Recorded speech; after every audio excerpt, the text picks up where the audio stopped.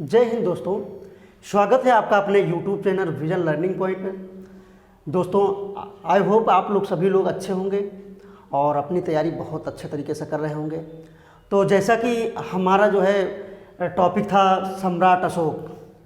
सम्राट अशोक के बारे में हमने जो है कुछ आप लोगों को उनके बारे में बता दिया था, उनका राज्याभिषेक और बाकी उनके जो धर्मचक्र परिवर्तन कैसे हुआ था।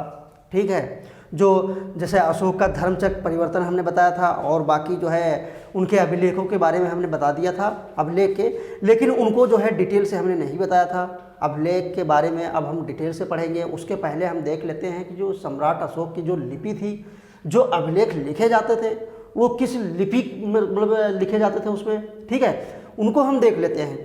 ठीक है, और बाकी जो है ये बहुत इम्पॉर्टेंट है। अभिलेख जितनी है और जितनी इम्पॉर्टेंट हैं, हमने सारी अभिलेख जो है हम आप लोगों को लिपि के बारे में और उनके अभिलेखों के बारे में बताएंगे।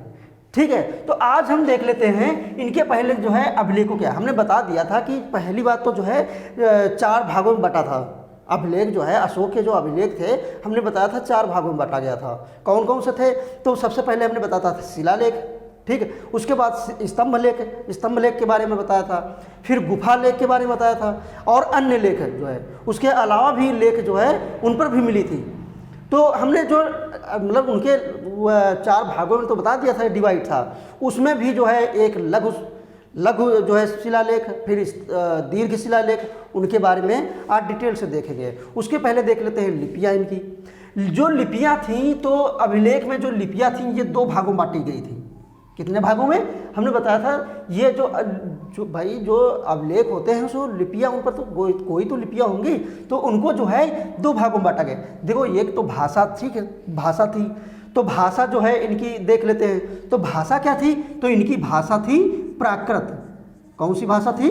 प्राकृत भाषा थी। ध्यान रखना, बहुत इंपॉर्टेंट क्वेश्चन है, ये जरूर पूछी जाती है। जो इनका जो भाषा था, जो इनकी भाषा थी वो प्राकृत थी। ठीक है, और ये लिपि है। तो लिपि जो है ये 3 भागों में बांटी गई थी। जो लिपि थी ये 3 भागों में बांटी गई थी। कौन कौन सी थी? तो एक ब्राह्मी लिपि। ब्राह्मी लिपि, जैसा कि हम अब धीरे धीरे जब हिंदी में आप लोगों ने पढ़ा होगा जो है किस तरीके से जो है ब्राह्मी लिपि की उत्पत्ति हुई, हमने बता भी दिया था। हालांकि आप लोग जो है हमारा वीडियो जब देखेंगे शुरुआत से, तो वहाँ पर हमने बताया था कि जो है ये ब्राह्मी लिपि की उत्पत्ति कहाँ से हुई थी। ठीक है, तो इसके बारे में थोड़ा बहुत जो है बताया था। और आरामाइक लिपि, जो आरामेइक लिपि जो है ये जो है ब्राह्मी लिपि, ये अपने भारत में है, भारत में उत्पत्ति हुई थी। ठीक है, और जो आरामेइक लिपि है ये जो है अपने भारत में ना जो है उत्पत्ति होकर के ये अदर देशों में जो है चलती थी। ठीक है, जैसे यूनान में, तो इसकी पद्धति। लेकिन इनके जो है जो अभिलेख मिले हैं, जैसे कि हमने बताया था, ये जो है इसमें तक्षशिला, लघमान और सारेकुना, ये जो है इनमें जो है मिला हुआ है, ये आरामेइक लिपि। ठीक, और तक्षशिला में एक भग्न अभिलेख है, यहाँ से भी जो है आरामेइक लिपि को देखा गया है, मतलब इसमें जो है मिला हुआ है। और ये खरोष्ठी, तीसरी है खरोष्ठी लिपि। हमने खरोष्ठी लिपि के बारे में बताया था कि खरोष्ठी लिपि जब हड़प्पा उधर पढ़ा रहे थे तो हमने उसमें बताया था, जब वो लोग जो पाषाण युगीन लोग थे, जो पाषाण काल के लोग थे, तो जो वो उनकी लिखने के तरीका जो था, तो हमने बताया था ये खरोष्ठी लिपि में लिखते थे और वो दाएं से बाएं की ओर और फिर दाएं से बाएं की ओर, इस तरीके से, जैसे इस तरीके से लिखते थे और फिर जो है ऐसे चले जाते थे, फिर ऐसे चले जाते थे। तो उनकी जो है ये पेन उठती नहीं थी, ये जो है दाएं से बाएं की ओर, फिर बाएं से दाएं की ओर, इस तरीके से लिखते थे। तो ये तो हो गई खरोष्ठी लिपि। ठीक है, तो 3 भागों में जो है इनके जो है 3 भागों में लिपि मिली हैं, जो कि अभिलेखों पे प्राप्त हुई हैं। तो जो है ये बहुत इंपॉर्टेंट है। तो दोस्तों आप लोग साथ साथ में नोट कर लेंगे। और अब हम देख लेते हैं, जैसे अशोक के अभिलेख की खोज जो है जो विद्वानों ने किया था, तो सबसे पहले जो है जो अशोक के अभिलेखों की खोज जो है सर्वप्रथम स्टीफन थेलर का नाम जो है आप लोग ध्यान रखना। ये जो स्टीफन थेलर थे, ठीक है, ये 1950 ईस्वी में की थी। इन्होंने सर्वप्रथम खोज तो की थी लेकिन पढ़ नहीं पाए थे, इन्होंने पढ़ा नहीं था। तो उसके बाद जो है पढ़ने का श्रेय, अगर पढ़ने का श्रेय देखा जाए तो ये थे जेम्स प्रिंसेप। जेम्स प्रिंसेप जो थे ये 1837 में पढ़ने का जो है श्रेय इनको जाता है।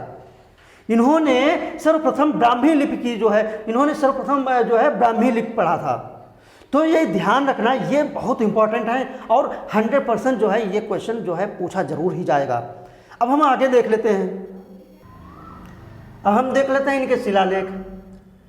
शिलालेख में हमने बताया था 2 भागों में बांटा गया। देखो पहले हमने बताया था 4 भागों में बटे थे शिलालेख, ठीक है।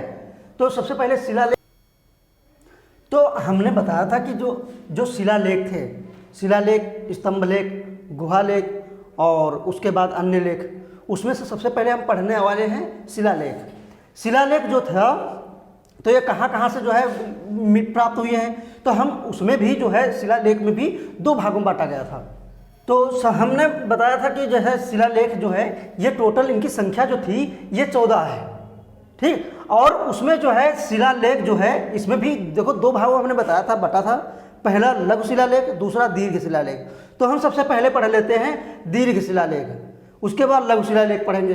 तो दीर्घ शिलालेख की जो है संख्या थी 8, संख्या है 8। और इसमें जो है देख लेते हैं, तो ये जो 8 संख्या इनकी जो है, तो ये जो है ये शिलालेख, दीर्घ शिलालेख, ये प्रशासनिक व धर्म से संबंधित है। ध्यान रखना, प्रशासनिक व धर्म से संबंधित है। और इसमें देख लेते हैं कहाँ कहाँ से प्राप्त हुई है। तो जो है ये शहबाजगढ़ी, जो शहबाजगढ़ी का जो शिलालेख है ये पेशावर पाकिस्तान में पड़ता है। ये पाकिस्तान में पड़ता है और ये पाकिस्तान में है, तो ये वहीं से प्राप्त हुई है। और दूसरा है मानसेहरा शिलालेख, मानसेहरा शिलालेख और ये शहबाजगढ़ी शिलालेख, ये दोनों पाकिस्तान में पड़ते हैं और ये खरोष्ठी लिपि में प्राप्त हुए हैं। किसमें? खरोष्ठी लिपि में। तो ध्यान रखना ये दोनों जो है खरोष्ठी लिपि में प्राप्त हुए हैं। तीसरा है गिरनार और चौथा ये जूनागढ़।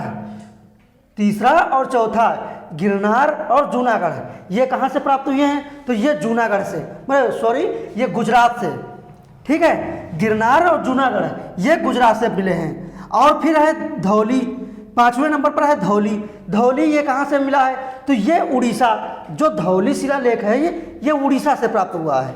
और उसके बाद है एरगुडी, ये आंध्र प्रदेश से मिला है, ठीक है। फिर सोपारा है, सोपारा कहाँ? तो ये महाराष्ट्र में पड़ता है। और उसके बाद कालसी बहुत इंपॉर्टेंट है, पूछी भी जा चुकी है। तो कालसी के बारे में आप लोग जो है इंपॉर्टेंट लगा लेंगे, क्योंकि ये देहरादून पड़ती है। देहरादून कहाँ है? तो उत्तराखंड पड़ता है। तो ये ध्यान रखना जो है ये इंपॉर्टेंट है। अब हम देख लेंगे इसके जो है इनके बारे में, जो शिलालेख में वर्णित जो लेख थे उनके बारे में देख लेते हैं एक एक करके। देख लिया, जैसे शिलालेख के बारे में देख लिया, ठीक है, दीर्घ शिलालेख। अब हम इसके बाद लघु शिलालेख देख लेते हैं। उसके बाद जो है उनके बारे में जो विषय वर्णित हुए हैं 14 शिलालेखों पे, उनके बारे में देख लेते हैं। देखो हमने दीर्घ शिलालेख के बारे में बता दिया था, और दीर्घ शिलालेख जो थे ये 8 थे, और ये लघु शिलालेख, तो लघु शिलालेख जो है ये 6 हैं। तो इनके बारे में देख लेते हैं, ठीक है। तो ये सबसे पहले इसमें तो देखो अशोक के व्यक्तिगत जीवन की जानकारी इस पर मिलती है, ठीक है। इस पे अशोक के व्यक्तिगत जो है जानकारी मिलती है। और उसमें जो था तो उसमें जो है प्रशासनिक और धर्म के बारे में जानकारी मिलती थी। तो ये ध्यान रखना। और तो देख लेते हैं सबसे पहले, देखो बहुत इंपॉर्टेंट है, लघु शिलालेख जो हैं ये दीर्घ शिलालेख से भी ज़्यादा इंपॉर्टेंट है, क्योंकि ये कई बार पूछे भी गए। जिसमें से है सबसे पहले मास्की जो है मोस्ट इंपॉर्टेंट है, और ये कहाँ पर है? तो रायचूर कर्नाटक में पड़ता है, ठीक है। दूसरा है गुर्जरा, ये दतिया जिले में पड़ता है और मध्य प्रदेश। कहाँ पर है? तो मध्य प्रदेश। और तीसरा है नेतूर किस जिले में पड़ता है? तो मैसूर जिला कर्नाटक में पड़ता है, ठीक है, वहाँ पर है। उसके बाद है उदयगोलम जो है बेल्लारी जिला कर्नाटक में पड़ता है। और ये चारों में अशोक नाम मिला है। ध्यान रखना, चारों बहुत इंपॉर्टेंट हैं, चारों में अशोक नाम जो है मिला हुआ है। और उसके बाद आता है 5वें नंबर का वैराट जो है ये राजस्थान से प्राप्त हुआ है शिलालेख, ठीक है। उसके बाद आता है 6 नंबर का जो है हमने एरकुटी के बारे में बता दिया था, और ये कहाँ पर है तो कुरनूल, ये आंध्र प्रदेश में पड़ता है। ध्यान रखना बहुत इंपॉर्टेंट है। अब जो है हमने बता दिया 14 जो है शिलालेखों के बारे में, जो है जो दीर्घ शिलालेख थी, जो 8 शिलालेख थी उनके बारे में बता दिया।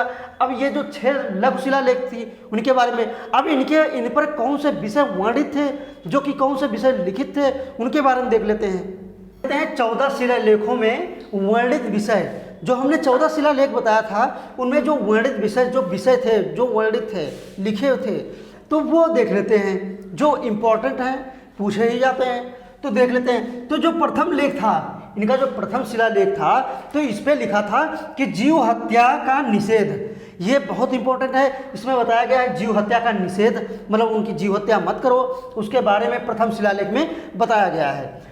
फिर दूसरा लेख था, इसमें यह बताया गया है कि मनुष्य व पशु की चिकित्सा व्यवस्था, मनुष्य व पशु के बारे में बताया गया है। फिर उनके चिकित्सा व्यवस्था के बारे में बताया गया था। तीसरे लेख में देख देते हैं, तो इसमें जो है अधिकारियों को 5वें वर्ष में, जो अधिकारी जो थे उनको 5वें वर्ष में राज्य दौरा करने का आदेश देते थे। ठीक है, ये किस में मिला है तो ये तीसरे लेख में मिला हुआ है। फिर जो है, तो अब हम देख लेते हैं जो है ये चौथे नंबर की जो है शिलालेख। ठीक है, चौथे नंबर का जो लेख था जिसमें शिलालेख पे, तो उसमें था कि धर्म से संबंधित नियम, जो धर्म से संबंधित नियम थे ये किस में थे तो ये चौथे लेख में थे। ध्यान रखना, ये धर्म से संबंधित नियम के बारे में बताया था।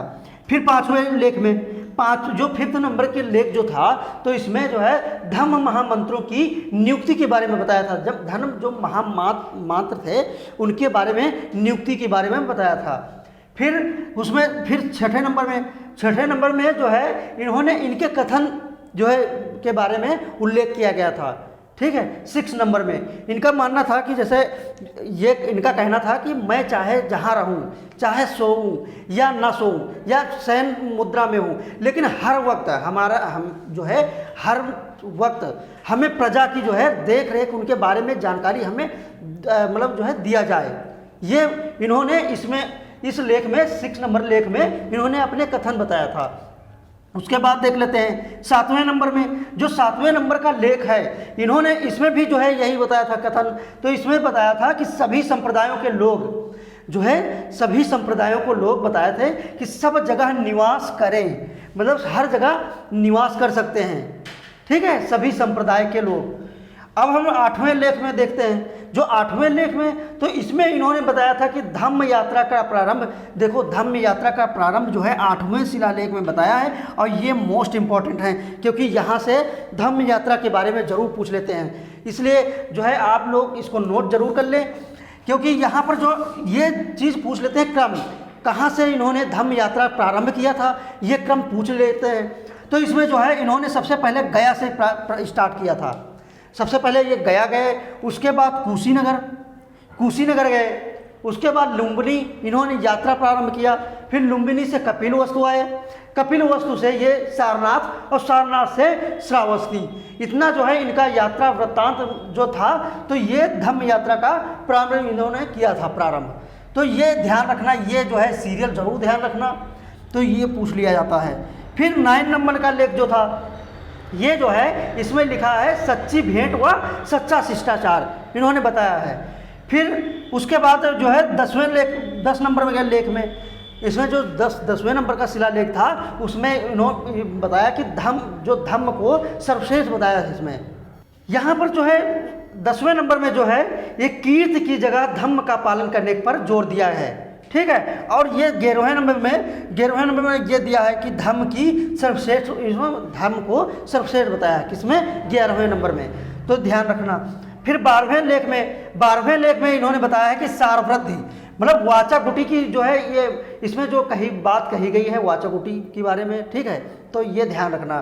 फिर 13वें लेख में है कलिंग विजय, 13वें में कलिंग विजय के बारे में बताया गया है। कलिंग विजय मतलब इनका ये मानना था कि जो है अशोक के 5 राजाओं के साथ जो है संबंध, मैत्रीपूर्ण संबंध थे, मतलब अच्छे खासे संबंध थे, तो उनके बारे में बताया गया है।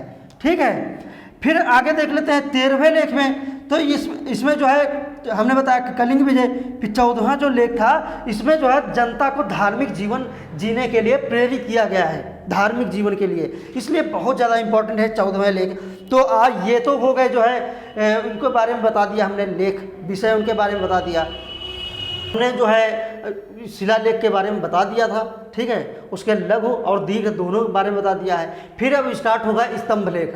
स्तंभ लेख में जितने लेख हैं उनके बारे में हम लोग जो है नेक्स्ट क्लास में देखते हैं। तो आज के लिए इतना ही। आप लोग जो है शेयर ज़रूर कर दें, और अगर शुरुआत से अब वीडियो आप देखना चाहते हैं तो हमारी प्लेलिस्ट बनी हुई है, वहाँ से आप लोग देख सकते हैं। तो आज के लिए इतना ही, धन्यवाद।